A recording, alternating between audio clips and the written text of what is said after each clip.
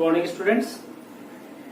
Last videos में जो हम लोगों ने पढ़े थे पॉलीमर के वीडियो नंबर 3 तक, तो पॉलीमर्स का क्लासिफिकेशन हम लोगों ने पढ़ा हुआ था और हमने thermosetting, thermoplastics according to molecular force of attraction के अकॉर्डिंग हम लोगों ने वहां पर पढ़ लिया था। तो हम उसी के आगे चलते हैं, कंटिन्यू करते हैं उसको। तो हम बात करते हैं classification based on the mechanism कि किस तरह से हमारा पॉलीमर मॉलिक्यूल फॉर्म होता है, उसके अकॉर्डिंग बात करते हैं। तो classification of polymer, classification of polymer based on mechanism, based on mechanism. तो मैकेनिज्म के अकॉर्डिंग क्लासिफिकेशन पढ़ते हैं। तो मैकेनिज्म के अकॉर्डिंग एक हमारा होता है chain growth, polymerization, chain growth, addition polymerisation,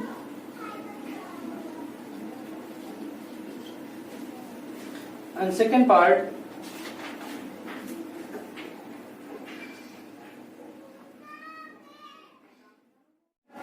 और दूसरा हमारा होता है स्टेप ग्रोथ पॉलीमराइजेशन।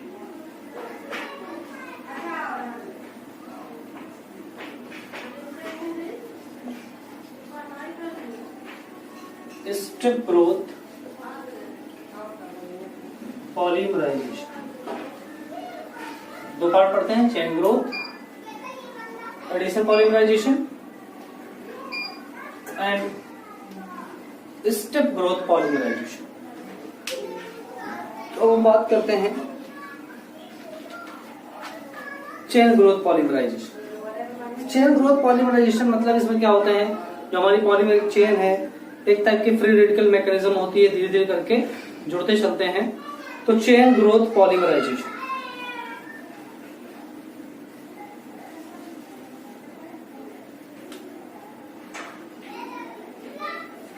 सबसे पहले हम बात करते हैं चेन ग्रोथ, एडिशन पॉलीमराइजेशन। तो मीन्स जैसा नेम से ही है चेन ग्रोथ, मतलब इसमें क्या होता है, एडिशन पॉलीमराइजेशन होता है। एक एक करके मोनोमर यूनिट्स जो होती हैं इसमें अटैच होती चलती हैं और जो हमारी पॉलीमरिक चेन है वो धीरे धीरे इंक्रीज होती चलती है, बढ़ती चलती है। इसी को हम बोलते हैं चेन ग्रोथ पॉलीमराइजेशन। क्या कहते हैं इसको? चेन ग्रोथ पॉलीमराइजेशन बोलते हैं। That mean in this type of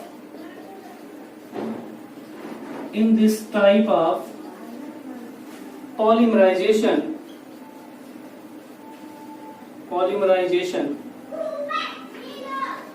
number of small units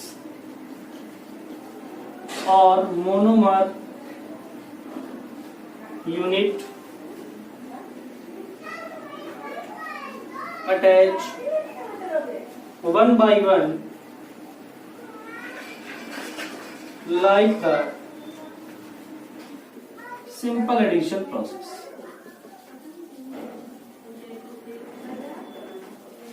like the simple addition process, उसी सिंपल एडिशन प्रोसेस के तरीके वो आपस में जुड़ते चलते हैं और एक लॉन्ग पॉलीमरिक चेन का फॉर्मेशन हो जाता है।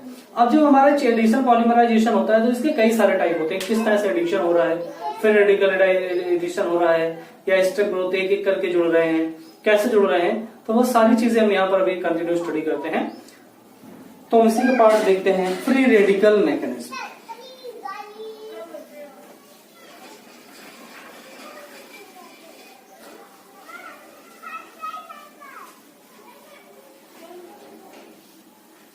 इसी का हमारा पार्ट आता है free radical mechanism.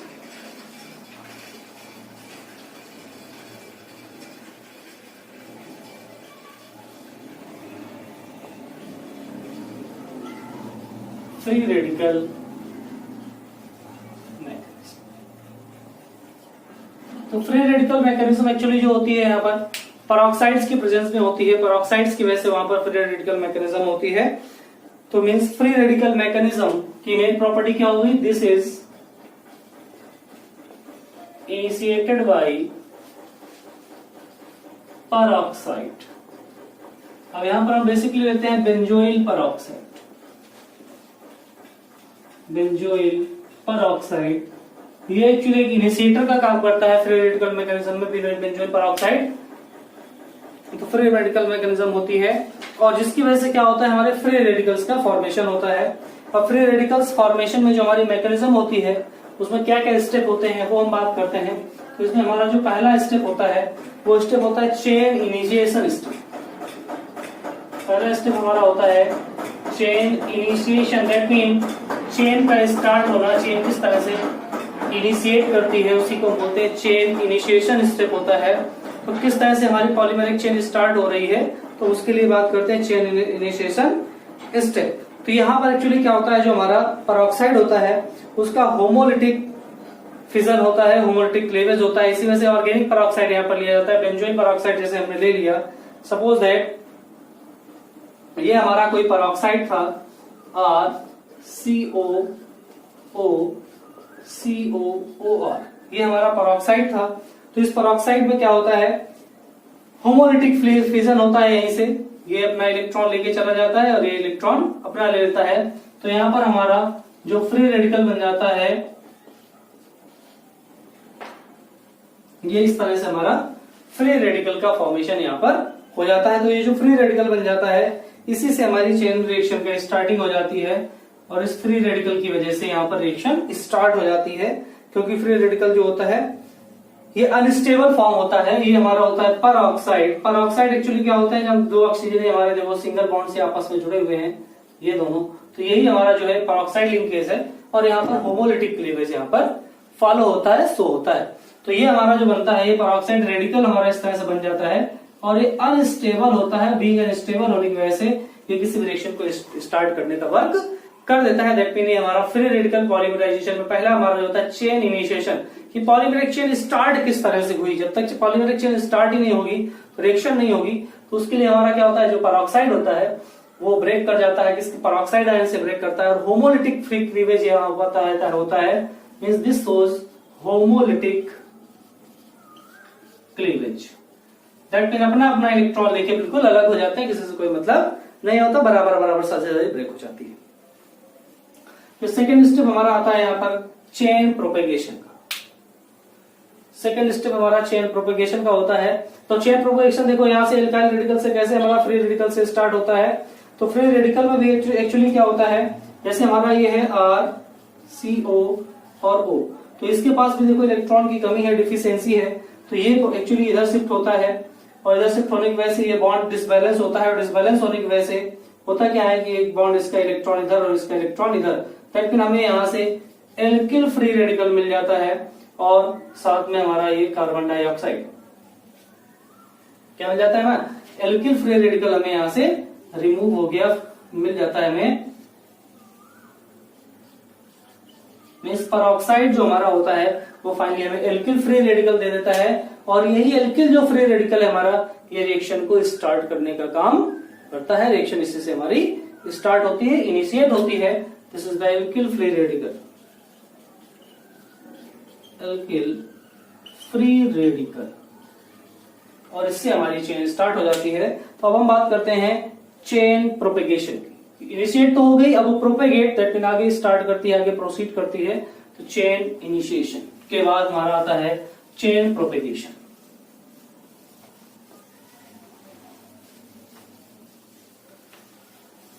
Free radical mechanism का पहला पार्ट था हमारा चेन इनिशिएशन, और दूसरा पार्ट हम लोग पढ़ते हैं चेन प्रोपेगेशन। क्या पढ़ते हैं, चेन प्रोपेगेशन।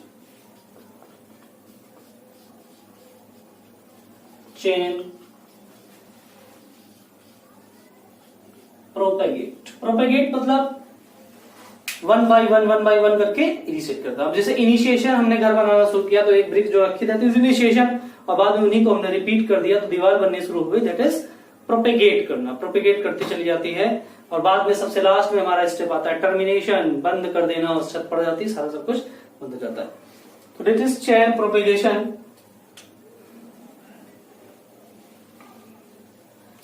तो प्रेरित प्रोपेगेशन कैसे होता है? Alkyl free radical undergoes addition process with unsaturated molecules like alkene means ethene, propene, वहां पर जैसे पॉलीथीन के लिए पढ़ते हैं तो वहां पर ये हो सकता है। तो सिमिलरली देखो, जैसे हमारा एल्किल रेडिकल आया, अब इसने क्या किया, हमारा एल्कीन हमारी CH2 डबल बॉन्ड CH2, तो इसमें भी क्या था, होमोलिटिक क्लीवेज हुआ था, तो एक बार इधर ब्रेक कर गया इसका इलेक्ट्रॉन और एक इलेक्ट्रॉन इधर।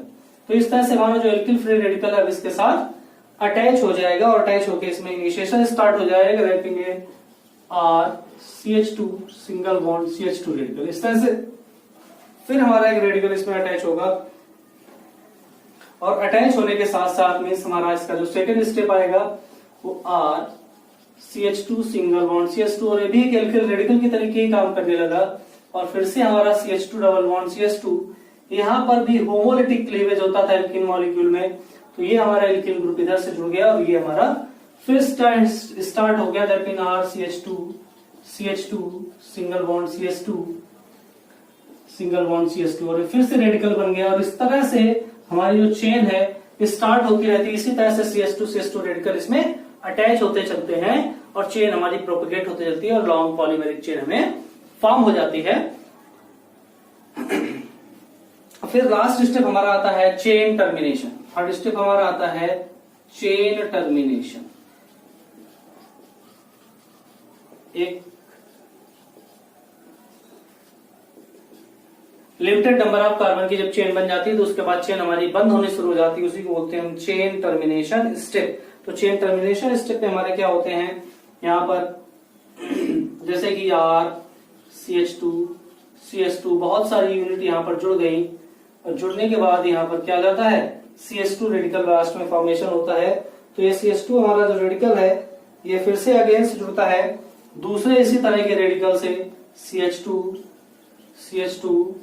होल N और R। तो ये भी हमारा दूसरा तरह का रेडिकल है और ये दोनों आपस में कंबाइन करते हैं और कंबाइन करके इस तरह से इनका जो हमें रेडिकल मिल जाता है CH2 होल N और R। तो इस तरह से हमारा जो पॉलीमेरिक चेन है वो स्टॉप हो जाती है, बंद हो जाती है, और इसी को हम बोलते हैं चेन टर्मिनेशन स्टेप। क्या कहते हैं इसको, चेन टर्मिनेशन। मतलब दो हमारी जो अनसैचुरेटेड चेन है, प्रोपेगेटेड चेन है, वो आपस में जुड़ जाती है, जुड़ के हमारी ये टर्मिनेशन स्टेप का फॉर्मेशन हो जाता है। तो this is the free radical mechanism.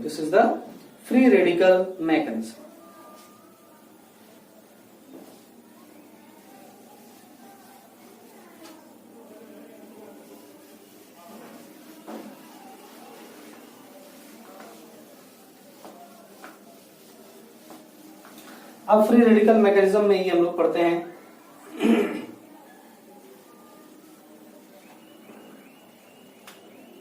आगे पढ़ते हैं step growth polymerization. Second is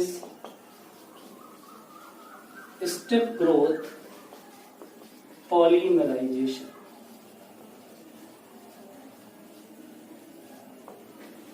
step growth polymerization. तो स्टेप ग्रोथ मतलब हमारी जो पॉलीमर चेन है वो एक एक करके स्टार्ट होती है, एक एक करके चलती है। जैसे कि सपोज दैट हमारा कोई पॉलीमर है, ये इसमें A+B ऐड हुआ तो ये बन गया हमारा AB। क्या बना हमारा, AB बना, डाइमर बना। बाद में क्या हुआ, हमारा जो AB था ये फिर से A के साथ कंबाइन हुआ और A के साथ कंबाइन होने पर इसने फिर हमारा मॉलिक्यूल बनाया ABA। फिर से क्या था, ये ABA था, इसने B से कंबाइन किया और ये बना A2B2। क्या बना हमारा A2B2, या फिर हम सिंपली इसको रिप्रेजेंट कर सकते हैं AB।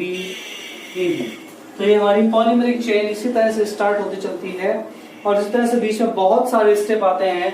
मीन्स AB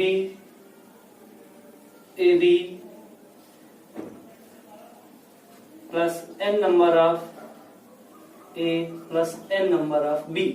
इस तरह से बहुत सारे मॉलिक्यूल आपस में जुड़ते चले जाते हैं और जुड़ते चलते जाते हैं तो फाइनली हमें मिल जाता है ABA का पॉलीमर मिल जाता है means a b and a b इस तरह से आपस में जुड़ते हुए चलते हैं और n number of molecules means एक एक करके मॉलिक्यूल्स जुड़ते चले जाते हैं और ये हमारा पॉलीमर चेन बन जाती है। ये लॉन्ग पॉलीमर चेन हमारी बनती चली जाती है। तो एक एक स्टेप में करके जुड़ना होता है।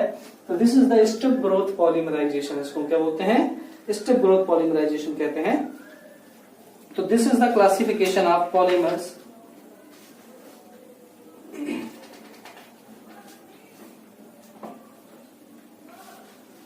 अब हम कुछ इंपॉर्टेंट पॉलीमर्स की बात करते हैं, उनके बारे में हम लोग डिस्कस करते हैं।